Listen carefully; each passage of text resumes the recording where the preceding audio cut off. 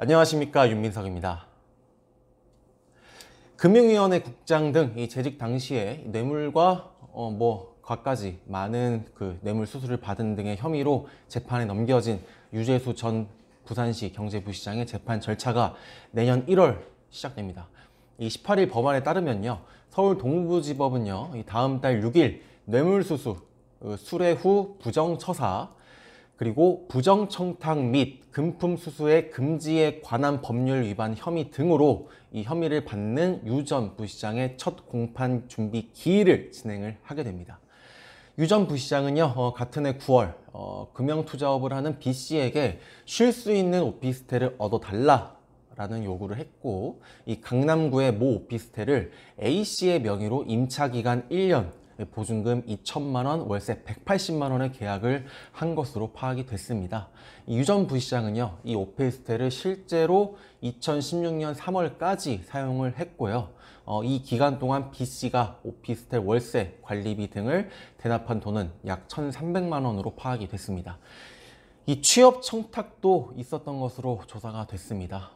유 전 부시장은요, 2017년 1월 이 B씨에게 동생이 직장을 바꾸고 싶어 한다라면서 이력서를 보냈고, 이 B씨는 당시 유 전 부시장 동생과 같은 경력과 나이의 직원을 채용할 수 있는 인사 수요가 전혀 없었음에도 이 회사 운영 관련 편의를 봐달라는 청탁과 함께 같은 해 2월 유 전 부시장의 동생을 이 회사 경영지원팀 차장으로 앉힌 것으로 알려졌습니다. 유 전 부시장은요, 이 금융위원회 정책국장 시절뿐만 아니라 이 부산시 경제부시장 그 시절에도 이 금품을 수수한 것으로 조사가 됐었죠. 이때는 자신에 대한 청와대 특별감찰반 감찰이 중단된 이유였습니다. 그는 2018년 9월 이 C씨에게, 또 다른 인물이죠, C씨에게 내가 지정하는 사람들에게 내 명의로 추석 선물을 보내라 라는 등의 이런 요구를 했고, 이 C씨는 유 전 부시장이 지정한 3명에게 각각 이 38만 원대의 한우 세트를 보낸 것으로 조사가 됐습니다. 이 앞서 동부지검은요, 지난 13일 유 전 부시장을 구속 기소했는데, 이 유 전 부시장은 뇌물수수 그리고 이 뇌물수수 등의 이 피고인이면서 검찰 수사가 진행 중인 청와대 감찰무마 의혹의 핵심 인물이기도 합니다. 이 검찰은 조국 전 법무부 장관이 민정수석 재직 당시에 유 전 부시장의 이 같은 비위를 인지하고도 이 청와대 특별감찰반의 감찰을 무마시켰다는 혐의에 대해서 조사를 하고 있습니다. 이 고 노무현 대통령의 수행비서를 지낸 바 있는 유 전 부시장은요, 친문 그리고 친노 인사와 가깝게 지내온 것으로 밝혀졌습니다.